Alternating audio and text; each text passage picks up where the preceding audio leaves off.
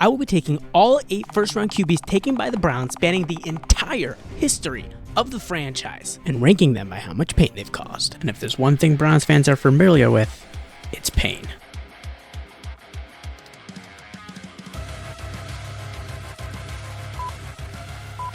Number 8. With the 22nd pick in the 2012 NFL Draft, the Cleveland Browns select Brandon. No! Oh my God. Are you stupid? Oh my God. Yeah. That was awkward. You guys ever see a nice, juicy steak with a half-off sticker on it, and then you get all excited because this kind of thing's usually pretty expensive, but then you remember, hang on a second, there's probably a reason this is half off, and sure enough, the package says it is expiring the next day. Well, the Browns spent a first-round draft pick on that steak. Weeden started in his rookie season, and while it wasn't all bad, it wasn't particularly good either. And he was already 29 at the end of it, and he would be traded at the end of year 2. That's obviously not how you want a first-round draft pick to go. But the fans didn't exactly have the same expectations that one might have with someone taken in the top 5, thereby limiting the pain caused and ultimately keeping him lower on this list. At this spot, we have Notre Dame sensation, notably not 28 years old on draft day, Brady Quinn. Now, this guy did have his supporters. Most guys talented enough to make it to the NFL do, and some analysts even projected him to go as high as number 3, but he fell to the Browns at 22. Ooh, and fun fact, 3 out of the 8 Browns quarterbacks drafted in the first round are drafted with exactly the 22nd pick. Weird. Brady spent his rookie season backing up Brady Quinn. Wait, that doesn't make any sense.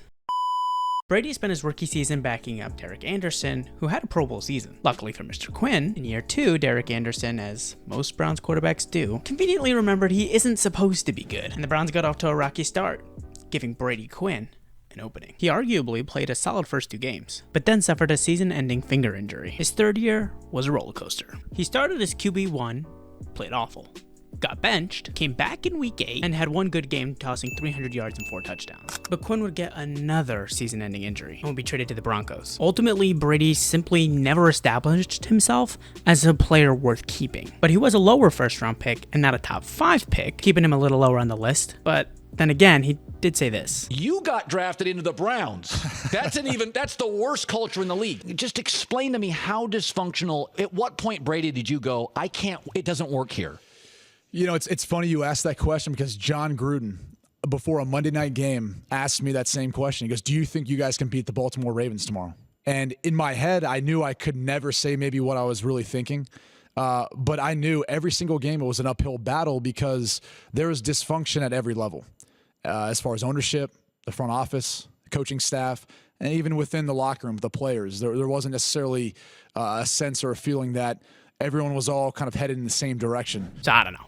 Maybe he deserves to be higher. Moving on.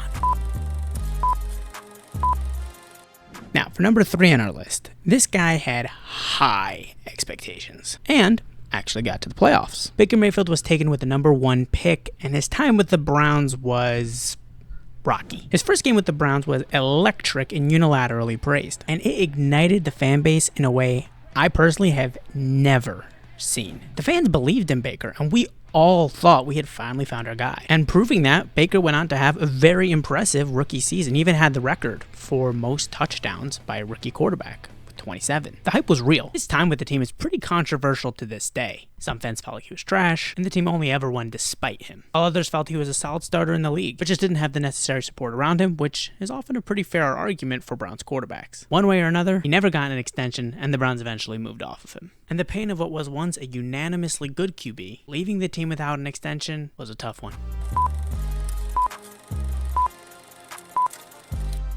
We have now entered the top 5. This quarterback managed to unquestionably not meet draft day expectations, yet somehow remain relatively well liked and appreciated by the fan base. Imagine winning the lottery and finding out that you can't accept it because you don't have a bank account. And you don't have a bank account because you don't even have an ID. And by the time you get it all set up, it's too late. That's essentially what the Tim Couch era felt like for a lot of Browns fans. Drafted to the expansion Browns, the roster was awful. And the O-line was even worse. This one hurt a lot. And the Browns wouldn't have a QB be the unquestioned starter to start the season for multiple consecutive seasons until Baker Mayfield. Tim Couch was supposed to be our reward after the mess caused by Satan.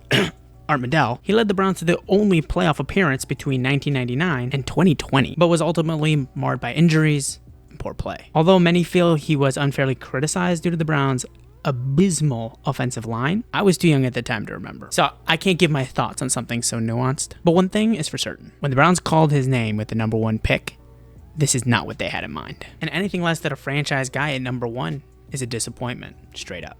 Pain. And now for number 4 on our list of Browns drafted quarterbacks that have caused the most pain. We have a man who was not the cause of the pain, but there was a lot of pain surrounding him. Harry Aganis was a multi-athlete star, whom the Browns made a first-round pick. You might be wondering why there are baseball highlights playing right now. Yeah, the Red Sox would outbid the Browns, and Harry chose baseball. But that's not actually where the pain occurs. Harry Aganis sadly struggled with a number of health issues and would sadly pass away only a few years later. Certainly a different kind of pain than the other members on this list, but certainly a painful experience for everyone involved, I can only imagine. And with that, our top 3. In 1970, fresh off of a conference championship in 1969, the Browns were led by then Pro Bowl quarterback Billy Nelson, and seemed set for the future. But the front office obviously felt otherwise, because they traded all-pro receiver Paul Warfield to the Miami Dolphins for the right to take with the number 3 overall pick, Mike Phipps. And he stunk.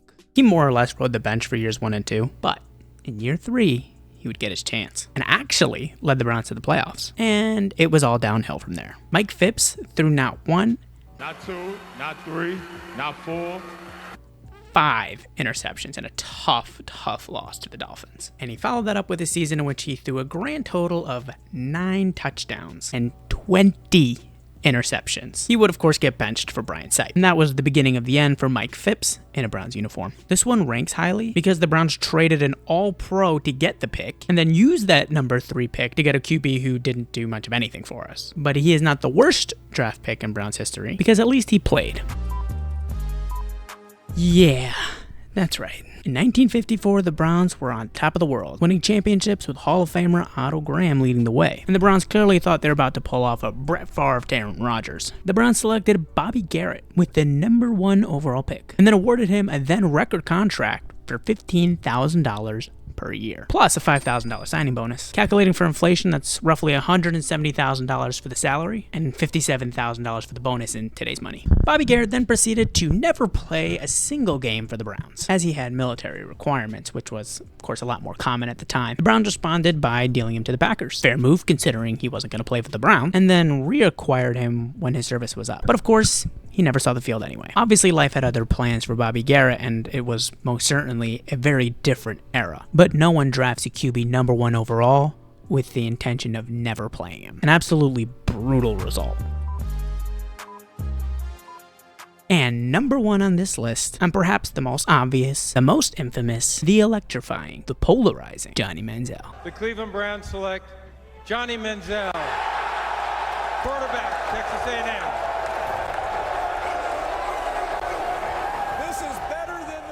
Pre-draft, analysts thought he might go as high as number 4. But as he began to slip further and further with each successive pick, the Browns thought to themselves, well, nothing to read into there, and went ahead and made him the 22nd pick. When did you know that this wasn't going to work out for Manziel?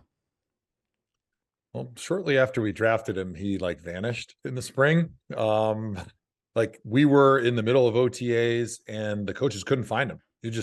He had come to Cleveland. He was there for a day and he was at practice and then he just disappeared. And I think he was just on a bender somewhere in Cleveland partying and he couldn't find his way back to the facility. And so it was at that moment I was like, we may have some problems with this young rookie here.